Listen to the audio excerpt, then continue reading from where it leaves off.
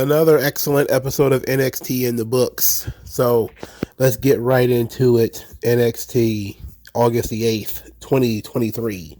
We start the show with Rhea Ripley and Dominic Mysterio claiming that they're going to put Dragon Lee in his place. And then Dominic is going to feel good to embarrass his deadbeat dad. Ray claimed that he's going to have the best seat in the house when the future of Lucha Libre wins the championship from his son. This is the build up to the main event. So as we go through the show, we see Dom, we see Ray interacting with different people. One, we see Rey Mysterio interacting with Roxanne Perez. He gives her props for winning at the Great American Bash. Then says that it was a statement victory. He's looking out for more for her. Then he goes over to talk to Thea Hale, who kind of restrains her marking out for Ray. Then he says he knows that she's struggling, but he also knows what it feels like to be the ultimate underdog. Believes she will be the champion one day, but she has to believe in herself. She promises that she does, and then they shake hands and he walks away. So then Andre Chase is like, "Wow, that was Rey Mysterio." And Thea Hill was like, "Yeah, he would never throw in the towel." Like, she giving him a real attitude. I mean, neck rolling, lip popping, the whole 9 yards. Sheesh. Meanwhile, Dominic and Rhea are backstage. You know, Rhea's giving him a little bit of a pep talk and doesn't want him distracted by Ray. He wants him to focus on winning maintaining the championship. Then Lyra Valkyria says that, "Oh, I did exactly what you wanted me to do." And then Rhea Ripley was like, yeah. And then she's like, "No, I did exactly what you wanted me to do." And I'm like, what's the problem here? You're like, okay, you did it. We get it. But it turns out she was upset by this because she was manipulated by Rhea Ripley. And said that Rhea Ripley is a manipulator. And that's what she does. She manipulates people. Then she also claimed that Dominic cannot win on his own, where Rhea and Dominic both disagreed. And then Lyra said, "Well, how about we let Dom win on his own?" And then Rhea was like, "He don't need me." And that's kind of where we leave it. Of course, we're not going to leave it there. So, main event time. Excellent main event. Dominic Mysterio versus Dragon Lee for the North American title. Really good match. Dominic, not much on offense, but my goodness, his selling, his bumping, he's really good at the intangibles. I mean, he's hateable. I mean, the guy is glowing in this role. Yes, he's doing a lot of aping of Eddie Guerrero. I mean, it's pretty obvious if you watch him that, you know, he's stealing stuff from Eddie. You know, a lot of his moves are actually stolen from Eddie at this point. But a lot of it is done sort of to mock Ray, not to, you know, in honor of Eddie. But it was very good here. They did a little fire up spot where Dominic was trying to unmask Dragon Lee, which would have been fine if we didn't have to unlace the mask. You know, like Dominic is sitting there unlacing the mask, and then, you know, Dragon Lee like, "Ah!" And I'm like, okay. Now, I remember when they was in, Dragon Lee had his one and only appearance in AEW, and he got his mask snatched off. If they did something like that, maybe not snatched all the way off, but they did some mask teasing stuff earlier. So maybe you don't want to tease people getting their masks and taken off in two different matches. But this was fine. So Dominic and Rhea are trying to hit Dragon Lee with the belt. Ray gets up on the apron, takes the belt from Dominic. That distracts the ref.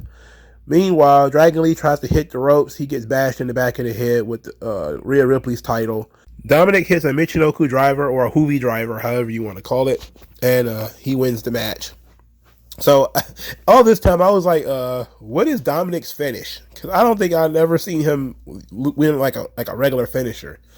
I think his finisher is the frog splash. Am I right in this? Because I know a lot of people use frog splashes. But he used the Michinoku driver as the finish here.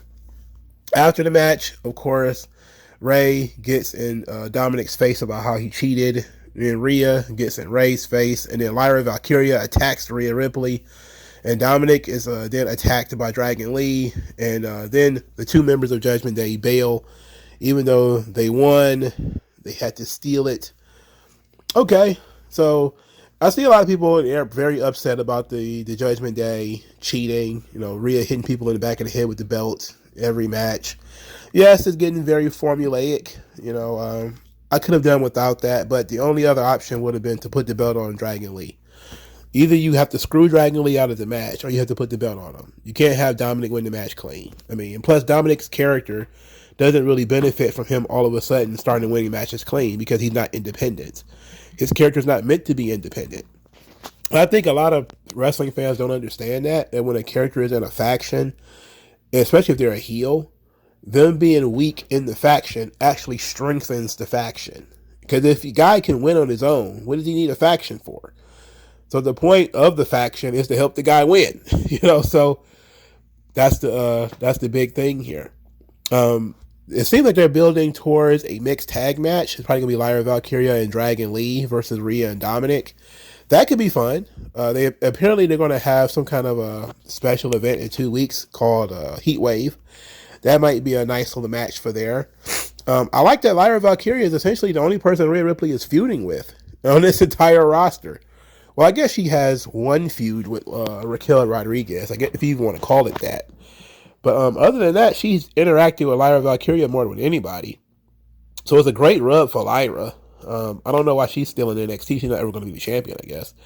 But this is a good rub for her. She gets to mix it up with Rhea Ripley a little bit. Dragon Lee, again, he lost. But at least he lost to somebody who's over and who matters at this point. You know, Dominic, I think he should win it in the end. You know, if anybody's going to dethrone Dominic, it should be Dragon Lee. So I'm willing to wait on that until they do some kind of special match or something like that. But this match was really good, and Dominic has gotten so much better in the ring. He was almost terrible when he was a babyface because he wasn't believable. But they found how to make him work as a heel, and it's really clicking. I also enjoyed the usage of Rey Mysterio on here. Him being sort of a godfather figure, walking around to the young people, giving them advice and, you know, giving them nice little pick-me-ups. And it was whenever they use a main roster talent or a legend in that way, it's a good use of them because it highlights, especially highlights that they watched the show. When Ray's like, oh yeah, I saw your performance at Great American Bash. I'm like, was Ray really watching that show, or, you know, did you really know whether she won or lost, Ray? But it's in storyline. It makes sense that he would know that, and that he was, you know, going out of his way to make these young people feel great, and they were women. So all of these people who've been complaining about women's wrestling, he didn't go up to any men. I guess he endorsed Dragon Lee, even introduced him, but for the most part, he's been giving rubs to the girls. So I mean, there that is. It's just the modern day we do business today. All right, first match on the show was Axiom versus Mustafa Ali, and this match was surprisingly awesome. I legitimately thought this match was really good. Not been a big fan of the Axiom gimmick, and not really a huge fan of Mustafa Ali at all, but I gotta tell you, they did some really good stuff here. I'm talking like move-wise in terms of they did moves. Yes, they did a lot of moves. And the moves were actually pretty good. Axiom did a head scissor off of the apron, which drove Mustafa Ali into the announce table. He didn't break it, but he bounced off the announce table. Mustafa Ali did a buckshot lariat from the top rope, where basically he flipped off the top rope into a buckshot lariat. I mean, my goodness. Hangman Page's finisher is getting doggy style by these WWE guys. I mean, Logan Paul bust out one from inside the ring outside at SummerSlam. Now Mustafa Ali bounced one off the top rope. I bet Hangman Page is looking like, oh man. He probably like the old boy from the Temptations who quit the group, and he was sitting in the bar watching them on TV. I'm pretty sure he's sitting there just like, I came up with this move, and they're blowing it out of proportion, man. They really taking my stuff. And sitting next to him is Petey Williams, like, first time. And then sitting next to him is Jake the Snake Roberts, like, how about that? So they also did another interesting spot where Axiom did a German suplex counter to a springboard. So this was crazy. So I think Mustafa Ali went to do a springboard of some kind off the middle rope. Axiom then dove and did essentially Nakamura's version of Taiji Ishimori's suplex off the ropes. Taiji Ishimori is the first person I saw do it. Then Nakamura borrowed it from him. And now I see Axiom doing it. But it was done off a springboard. Like usually when Nakamura does it, he places the person to sit on the rope and then he runs and grabs and pulls you back into a German suplex while he slides out of the ring. This one was, and it was done so quick that you really didn't have too much time to take it in, but that was pretty cool. He actually, Mustafa Ali did a jackhammer counter to a sleeper. They also did some really good grappling stuff that ended up with Mustafa Ali was in an arm bar and he turned it into a sharpshooter and then a crossface. And I was like, what is going on? Like, these guys they're doing a lot, man. The finish, Mustafa Ali grabbed Axiom's mask and lifted it up, nearly exposing his face. Axiom, fixed his mask and was like, what are you doing, man? And then Mustafa Ali shoved him off the top rope. He went back first off the top rope. The way that it was shot, you looked like he was pushed off a cliff because you didn't see him take the bump. You just saw him go flying off screen, and then all the crowd stood up like, oh, what was that? So then Mustafa Ali threw him back in the ring, 450, he wins. At this point, Mustafa Ali challenged the winner of the North American Championship match in the main event, which means he challenged Dominic Mysterio. So, okay, Dominic Mysterio versus Mustafa Ali. I don't know if we're going to get there, mainly because they're both heels. Apparently, Mustafa Ali is a heel. Like, he cheated in this match. He grabbed the guy's mask and tried to take it off. So, that's underhanded. It seems like he's a heel to me. Now, I guess Mustafa Ali could be a babyface, because considering his opponent would be Dominic, who is probably one of the most hated people on the roster. But, I don't know. I think it would be better if he's like a pure babyface. They need to really start pushing pure baby faces on this show. But Mustafa Ali versus Dominic could be cool. Also, Scripps and his homeboys, Bronco, Nima, and Lucien and Price, they were watching this match. They were watching Axiom for a little while. Then I guess they just got bored and left. Maybe they left something cooking in the oven. They had to turn it off. The pot of rice is boiling over or something. Who knows? Why did they leave? Why didn't they, I don't know. Doesn't matter. Moving on, Joe Gacy's backstage and he's pretty upset. He wants to find the Creed brothers. He's beat up Ike Manjiro and some other guy. Then he says they're going to spend the rest of the episode hunting down the Creed brothers. So then throughout the night, we pop back up. They attack Hank and Tank, who want to be called Smash Mouth. That's their tag team name now for Hank and Tank. And then they got beat up by the Schism, because the Schism wants to know where the Creeds are, and if you don't know, they're going to beat you up. So they beat up Smash Mouth. Then they continue going forward to the D'Angelo family, where they confronted them. Tony D'Angelo said they got information. They got all kinds of information. So Schism is like, wait a minute. So tell us where the Creeds are. So the D'Angelo family starts telling all the information that they know, which is completely, totally useless stuff. Like Tiffany Stratton is going to be in the next Barbie movie, and a bunch of other nonsense that has nothing to do with the Creed brothers. So they're like, wait a minute, okay, so we're going to have to kick your asses.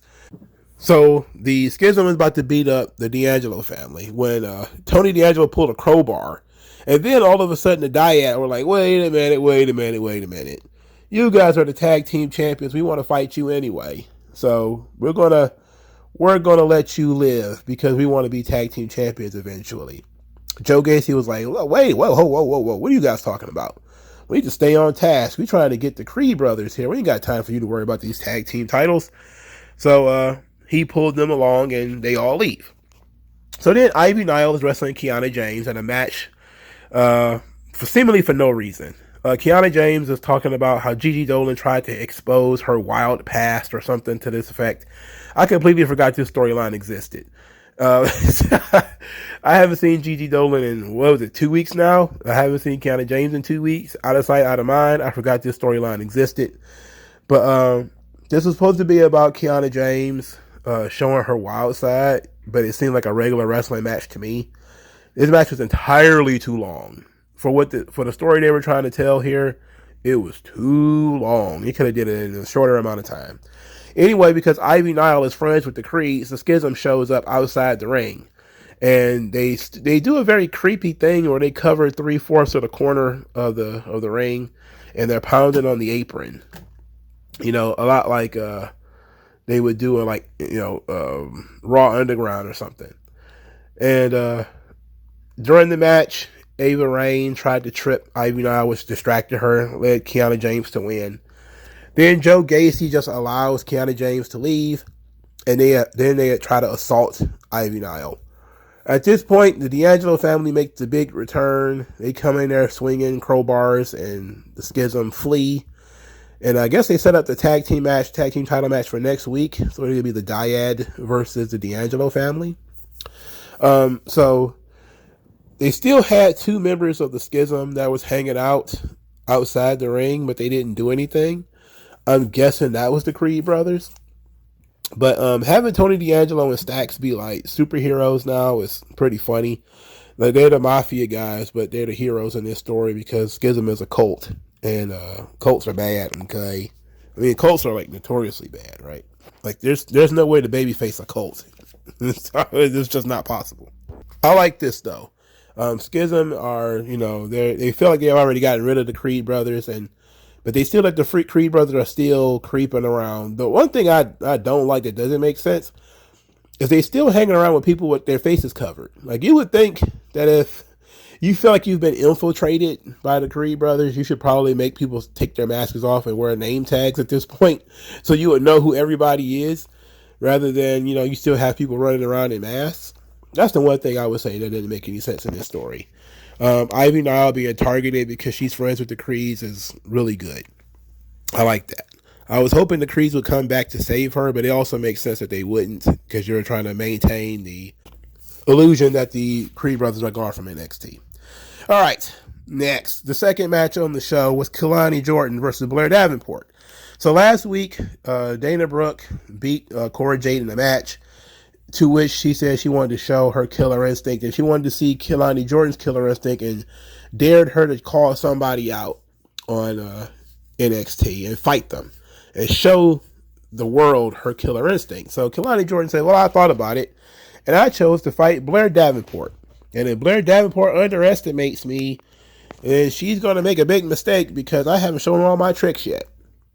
And I'm like, okay. So Kelani Jordan is defeated by Blair Davenport, which of course makes sense. This is a surprisingly good match. Kelani Jordan seems to come from that Sol Ruca class of gymnastic wrestlers where they really good with spots and agility. And the fact that they can't actually grapple is irrelevant. All right. They're very smooth. They take good bumps. Offensively, they need some work, clearly, because, these people are gymnasts. They're not really good with throwing punches. But they can do a lot of the ye old tumbling routines, like the old Billy Robinson, kip-ups and rolls and stuff like this. They can do that. So it looks very impressive. And they don't have an extensive offensive move set yet. But this is literally her third match. This is something that's going to come up in a minute. So Blair Davenport wins the match. But during this match, Kelani Jordan did a handspring elbow that I thought was pretty damn sweet. And one of the few offensive moves that I saw her do, I was like, damn, that was pretty good. So Blair Davenport wins with the Kamigoye, which is Kota Ibushi's finish. After the match, Dana Brooke starts chasing Blair Davenport with a belt and just trying to whip her with this belt. And she's absolutely going batshit insane. So as Dana Brooke is chasing Blair Davenport around, Kelani Jordan gets in the way. And, I believe Dana Brooke actually swung at her and missed or something like that. And then they kind of had a little bit of a disagreement. So later on, Dana Brooke is talking about how Kelani Jordan was timid in the ring. She was nervous. this business is going to eat her alive. She's going to go online and see people saying negative things about her, talking horribly about her behind her back and all this kind of stuff. I mean, you see that Dana Brooke is cracking in this story. Like, they're about to go crazy bitch number 46, but this time it's going to be Dana Brooke doesn't know how to handle the pressure of criticism. So she's going to go crazy. So poor Kalani Jordan started saying that this was just her third match, and she's not even sure what her killer instinct looks like. So then Dana Brooke says, well, I'm going to challenge Blair Davenport next week, and I'm going to show you what killer instinct should look like. And that's where we left it. Now, I got to say, I'm actually fairly entertained by this. Dana Brooke is still completely worthless, but this Kalani Jordan, it might actually be worth doing because they're actually doing an interesting storyline with this girl. I mean, the girl been on the roster about a month, and she's already in the middle of a storyline. So that's good. And if this is going to help her, I can deal with Dana Brooke because, you know, new wrestler has new opportunities. Dana Brooke is a washout. At worst, Dana Brooke can climb, you know, the highest peak, the Mount Fuji of entertainment, and sit somewhere in the middle, and I would be less angry at her when she comes on screen. And if she actually helps Kalani Jordan, that could be good. It could be good. All right, next, Von Wagner. So Von Wagner says that Braun Breaker can talk all the trash he wants because he's going to put him in his place. He's got a place for him, and that's a table. He's going to put him through a table. Then he's wearing a shirt that says that I'm going to put you through a table, which is pretty simple.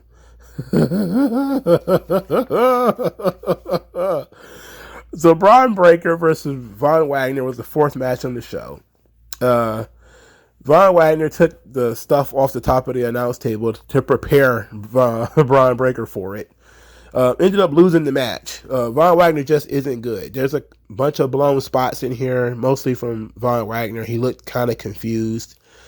I think that it needs to be kept very simple with him. There was a wrestler in ECW named 911 that all he did was come in the ring and chokeslam people. And I've been reading Todd Gordon's book, and he mentioned that, you know, 911 would get super over by just showing up and, you know, chokeslamming people. Just imagine if all Von Wagner did for 2 months was somebody's coming out to the ring and being a dickhead, and then Von Wagner powerbombed him through a table. That's all he did. He didn't wrestle a match. He would just come out and powerbomb somebody through a table. They did something similar with 3 Minute Warning, where they were like, did somebody say 3 minutes? And then, you know, Rosie and Jamal would beat them up, and that would get over, you know. 911 would have somebody in the ring. They would be annoying. He would come out and he would chokeslam them.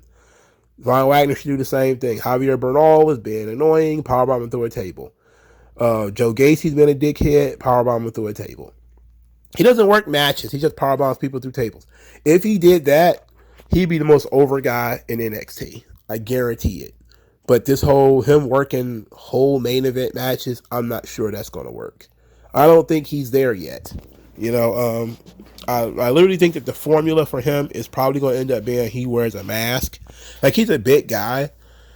He's intimidating, but I think that he needs to wear a mask or something, and he needs to be kept simple. I don't think he's ready for the spot that, you know, they keep grooming him for. I just don't think he's ready for it. And Braun Breaker wins the match with the spear. No bread, no water, just meat. All right. After the match, Braun Breaker grabbed Robert Stone and was going to hurt him, do something bad to him, because Robert Stone sucks. But his hero, Von Wagner, woke up from his spear and then powerbombed Braun Breaker through a table.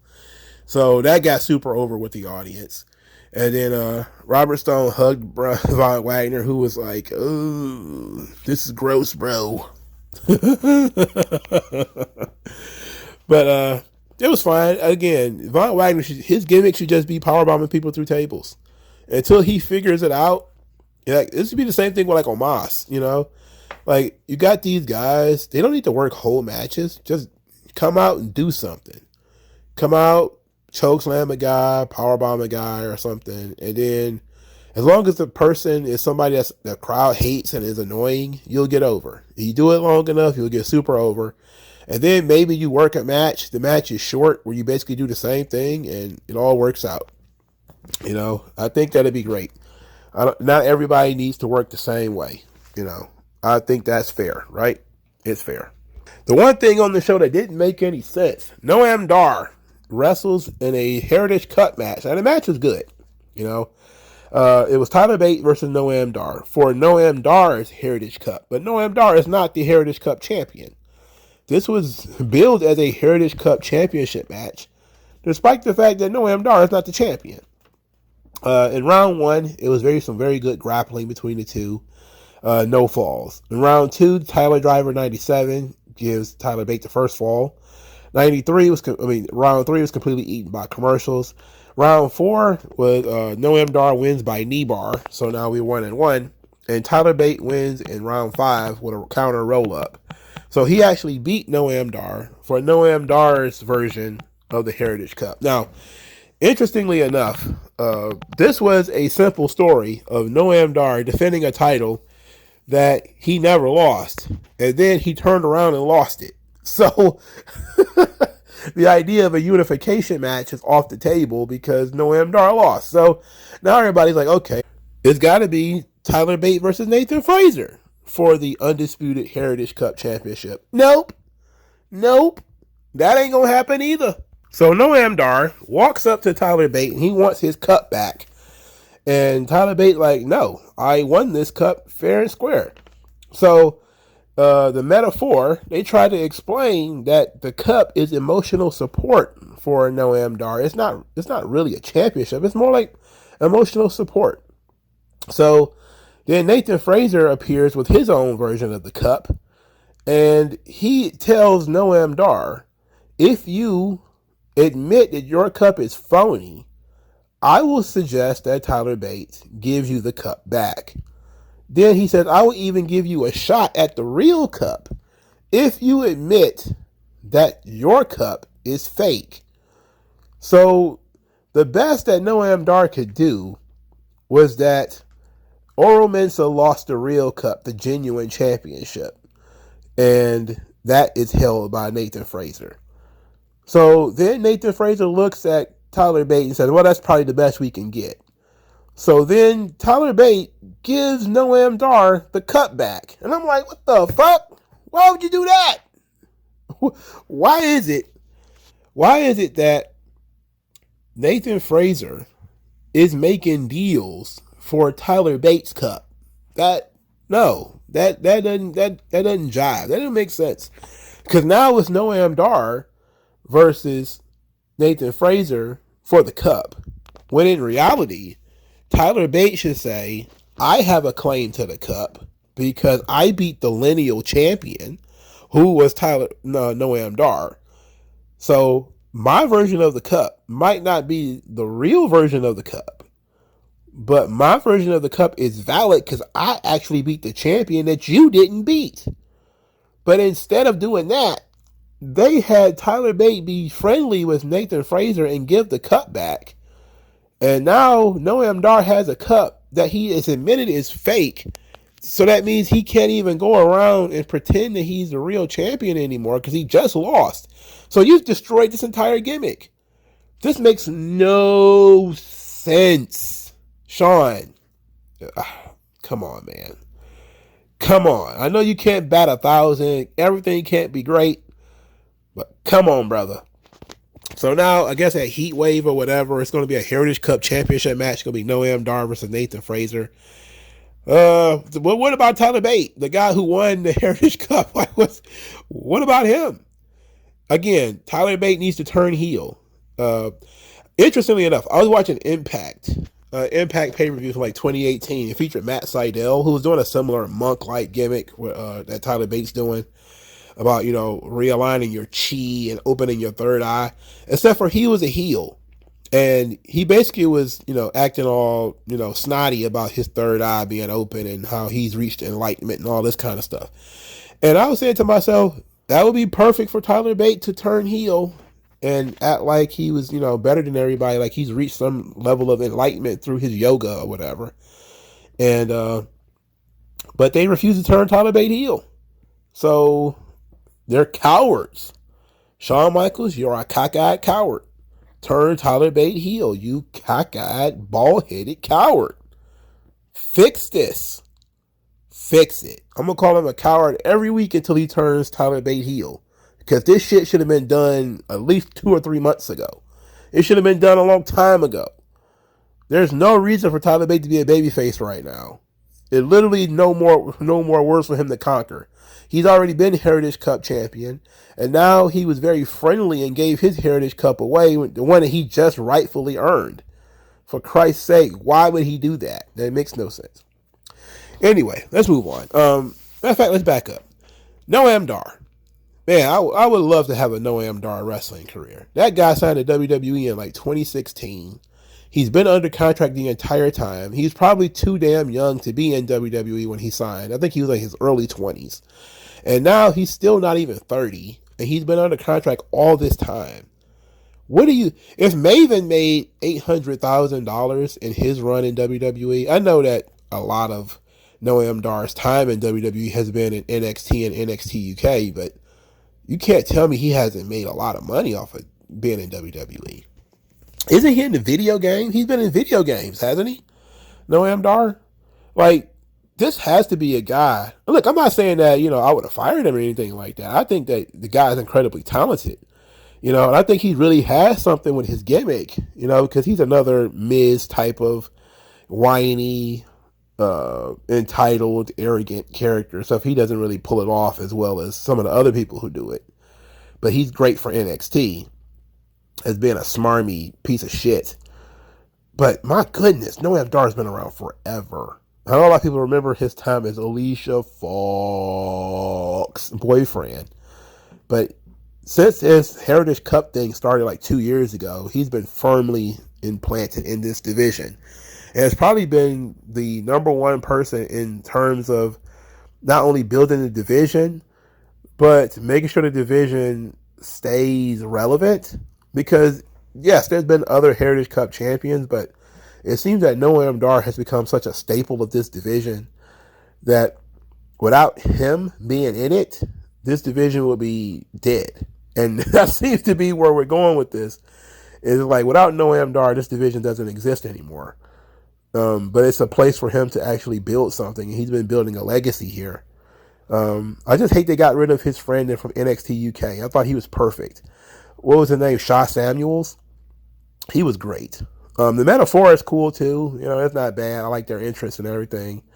They're gelling. They're becoming together. But I liked him and Shaw Samuels. That was fun. That was really fun stuff. Next, Ilya Dragunov is backstage and he's seething.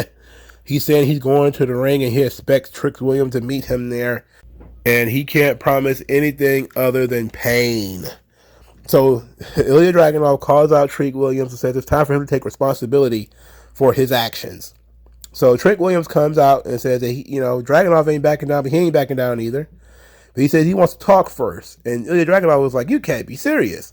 You want to talk? What is there to talk about? And then Trick claimed that his anger got the best of him. And that, he admits that. But he got a little proposal for Dragunov.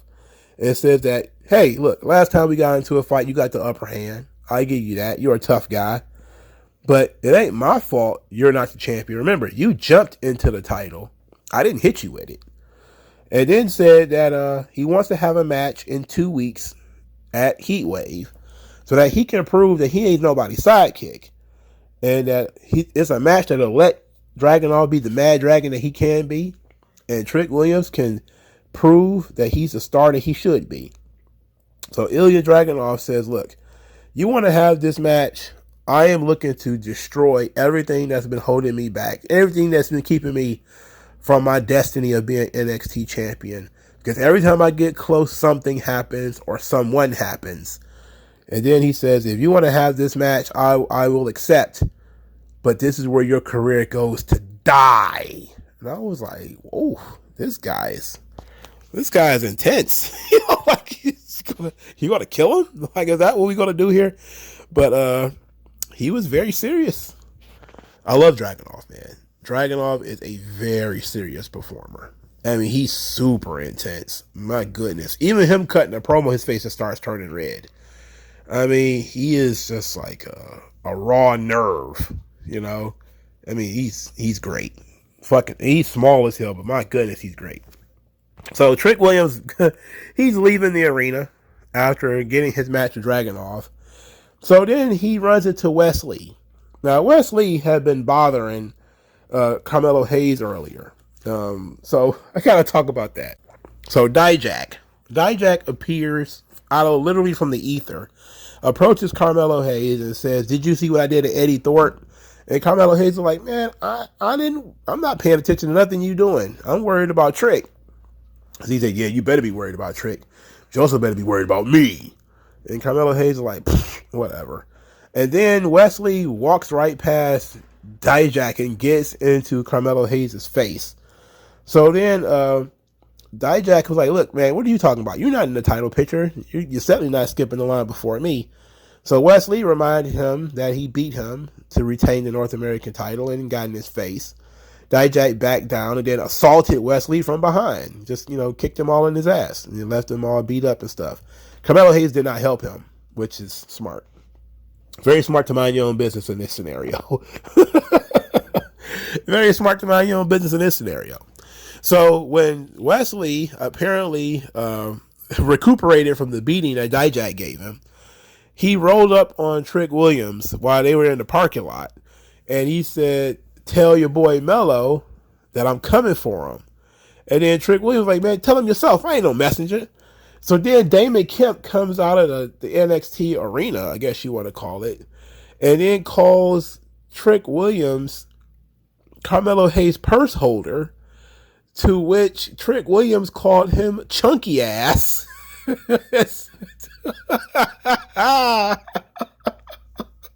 He saw he carried his 2 hamburgers with the chunky ass. And then he starts talking about Dipsy and Dipsy and Gulak and called him Charlie and the Chocolate Factory. Now this is great. Now because so Charlie Dipsy and Drew Gulak were supposed to wrestle Smash Mouth in a match tonight. But since they got beat up by Schism, they started calling the tag team division soft. Like, oh, these guys got a couple of bumps. And all of a sudden, they don't want to team. They don't want to fight anymore. So then Briggs and Jensen, who I haven't seen in forever, so I hate them less now because I haven't seen them in a long time. They took Hank and Tank's spot. With the help of Damon Kemp, Drew Gulak and Charlie Dempsey actually won that match. And I got to tell you, I probably didn't pay too much attention to it. It was at a low point of this show for me. I didn't care about these guys. And I didn't care about this match. But that's why all of these people were together when they decided to confront Trick Williams.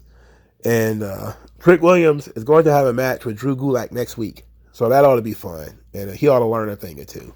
But Trick Williams, man, he's quick. He's witty.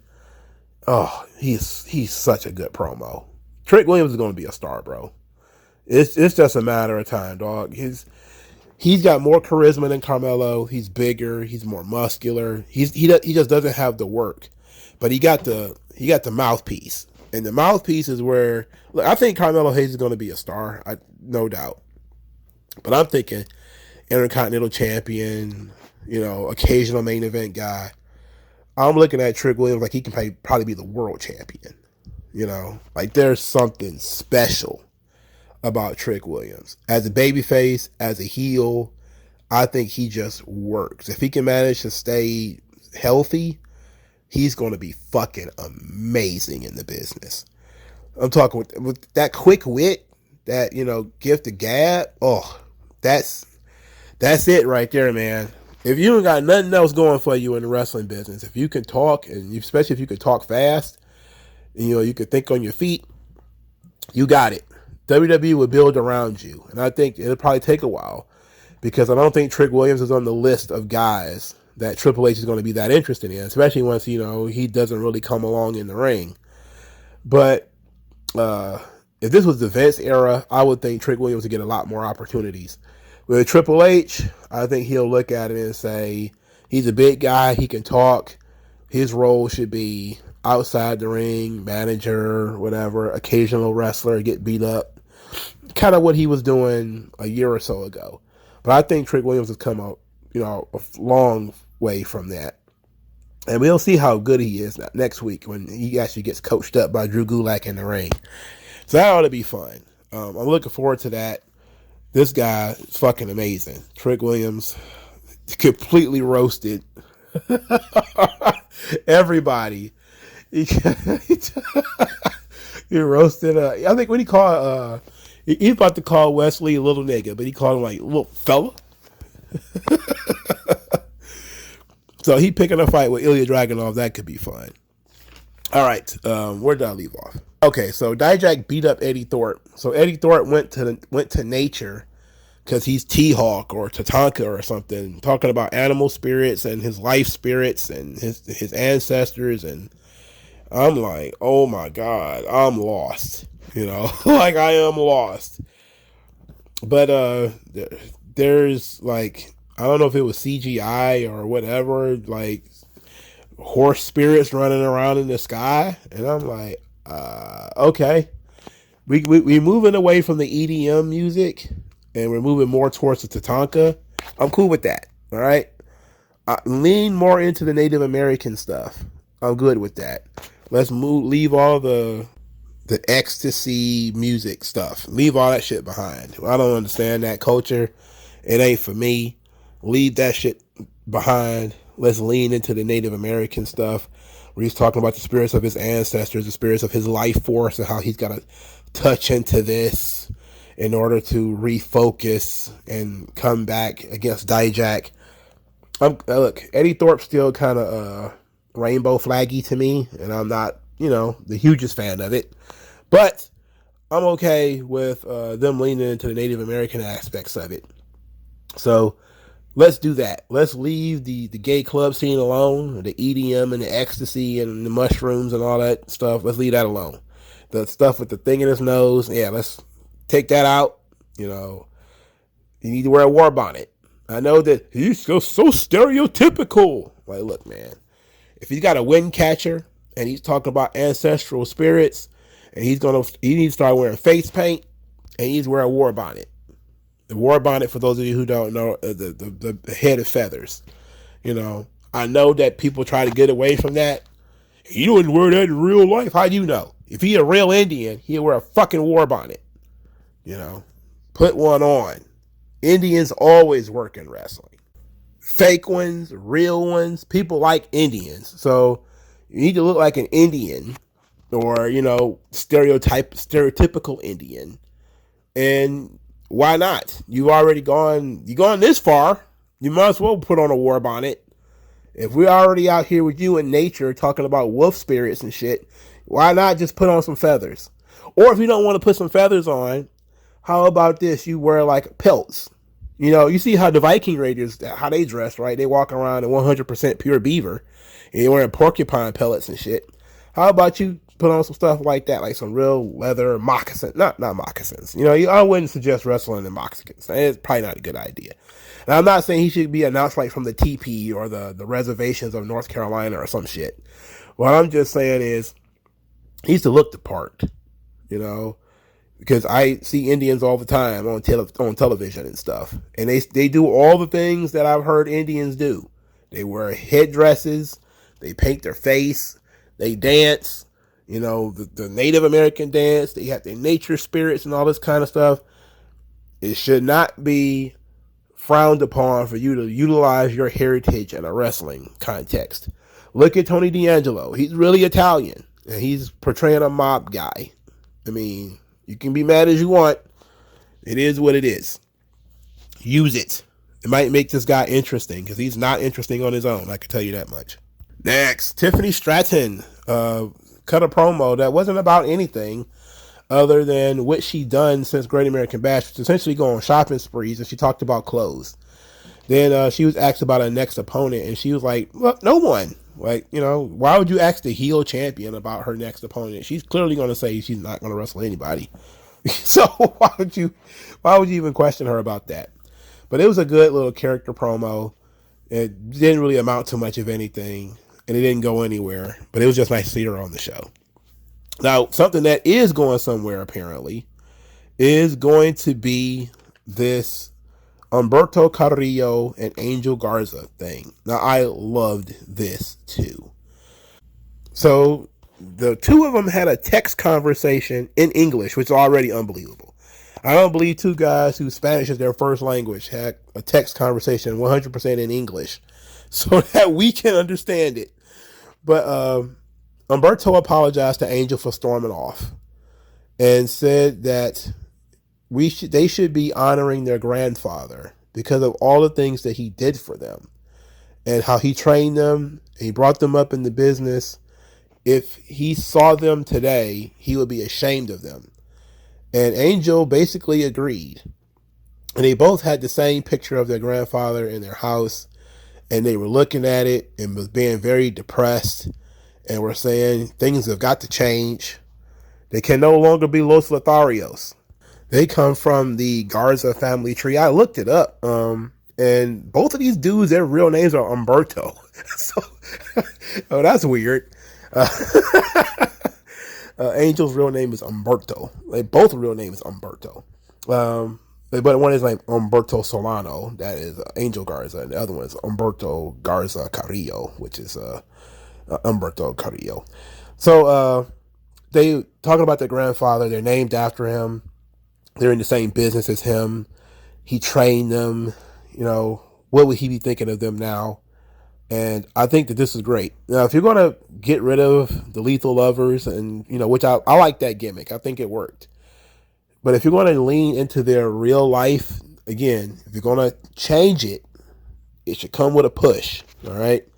But the D'Angelo family just turned face. They got a lot of momentum right now. What do you do? Okay. This is a good rehab, fresh start for the Garzas, I guess they're going to be called.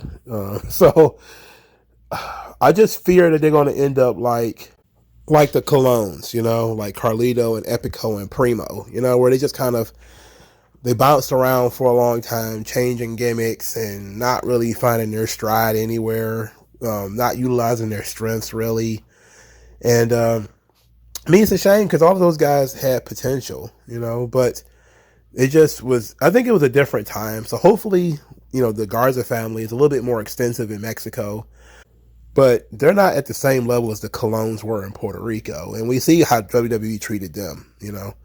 Their biggest run was there. I think they were the first undisputed tag team champions was Carlos and, was it Epico? No, Primo. Carlos and Primo. I think that was it, man. Like, they were the first tag team champions of Raw and SmackDown at the same time, and that was pretty much it. So they never lived up to potential. So I'm hoping they don't end up like the Colognes. But I'm okay with this. Like, I liked Los Lotharios. I think it worked specifically for Angel. But if this is the direction they're going to go in, I'm willing to wait and see what the presentation is before I denigrate it or celebrate it.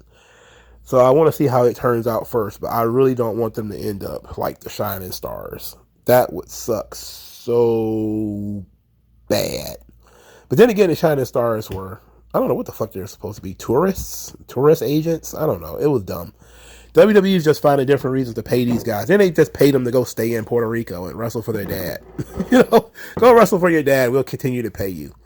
And, or your dad and your uncle. So we'll continue to pay you.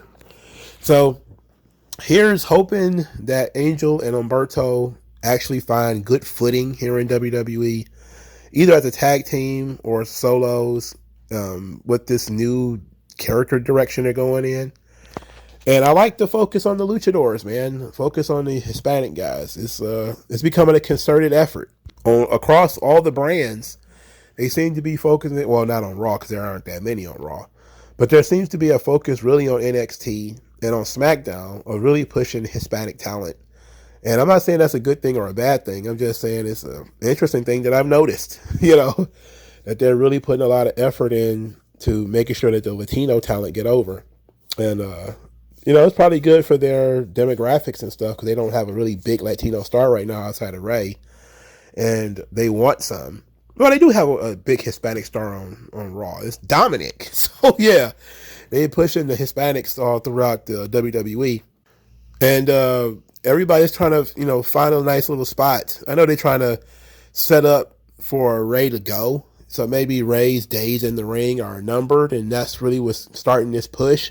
Because I noticed it started after the Rey Mysterio Hall of Fame. It started being like, okay, now we got to put our foot on the gas when it comes to Hispanic talent. They signed Dragon Lee before that. But then they turned Santos Escobar babyface. They formed the LWO. They even brought back Savio Vega and Carlito. They had a pay-per-view in Puerto Rico. Damian Priest, I forgot he was Hispanic. He wins the Money in the Bank. Like, they're really, really trying to push the Hispanic audience now because Ray's getting a little older and they're trying to phase him out. That's what it seems like. So they used Ray on this show to groom Dragon Lee, even though Dragon Lee didn't win. It was about putting a spotlight on Dragon Lee and Dominic, the two Hispanic wrestlers in the main event of the show. And I think it worked, And I think they're doing a good job. They made sure to put some focus on everybody. It only brings me more frustration that there's no luchadores. I said it, I think last week or maybe 2 weeks ago or something. Where are all the girls? Where's the fucking Puerto Rican girls? Where is the Mexican girls? Where are they? I think Lola Vice, she's new. But yeah, she was on TV last week. So maybe Elektra Lopez and, all of them would get pushed now. Hopefully. All right. What do you guys think of my conspiracy theory that WWE is trying to stealth push Hispanics on everybody? So like, share, subscribe. I'll talk to you guys later. Peace out.